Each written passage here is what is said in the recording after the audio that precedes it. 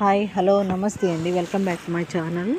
నేను మీ లక్ష్మిని మాట్లాడుతున్నాను. నేను మట్టిగర, అది వెస్ట్ బెంగాల్ దగ్గర నుంచి మట్టిగర అనే ఊర్లో మేము కేఎఫ్సీకి వెళ్ళామండి.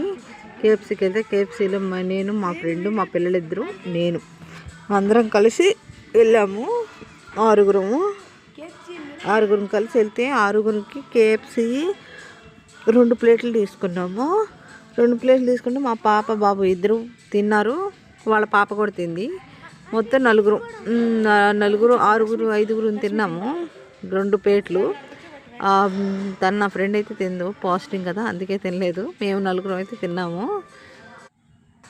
కానీ నాకు తెలిసిన ఒక చిన్న విషయం గురించి నేనైతే షేర్ చేసుకోదలుచుకున్నాను. ఏంటబ్బా ఇలా షేర్ చేసుకుంటుంది, తప్పు రైటు నాకు తెలీదు, నేనైతే షేర్ చేసుకుంటున్నాను.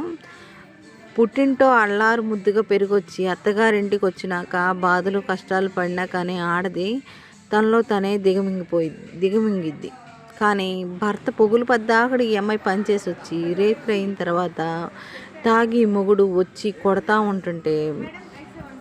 ఉంటుంటే అంటే కర్ర తీసుకుని కొడితే రేత్రి పొద్దున్నే కయ్యేపాటికి కళ్ళనీళ్ళు కళ్ళ కుక్కుని పొద్దున్నే లెగిస్తే పనికి వెళ్ళి ఇంటికి వచ్చి మళ్ళీ రేత్రి అయ్యేపాటికి ఇల్లు వాకలన్నీ చిమ్ముకొని అన్నీ పనిచేస్తుంది.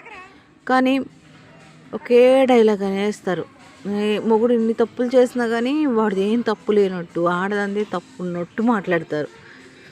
నాకు ఒకటి అర్థం కావట్లేదు, ఏమండి ఆడవాళ్ళంటే అంత చులకనగా ఉందా?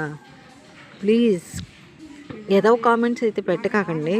నేనైతే ఒకటే చెప్తున్నాను, నాకు తెలిసి లైఫ్లో ఆడపిల్ల ఒక్క భర్తను వదిలిపెట్టి వెళ్ళిందంటే తను ఎంత నరకం అనుభవిస్తేనే మాత్రమే వదిలిపెట్టి వెళ్ళిద్ది, లేకపోతే వదిలిపెట్టి వెళ్ళదు. నేను మాత్రం ఈ విషయం ఖచ్చితంగా చెప్తాను.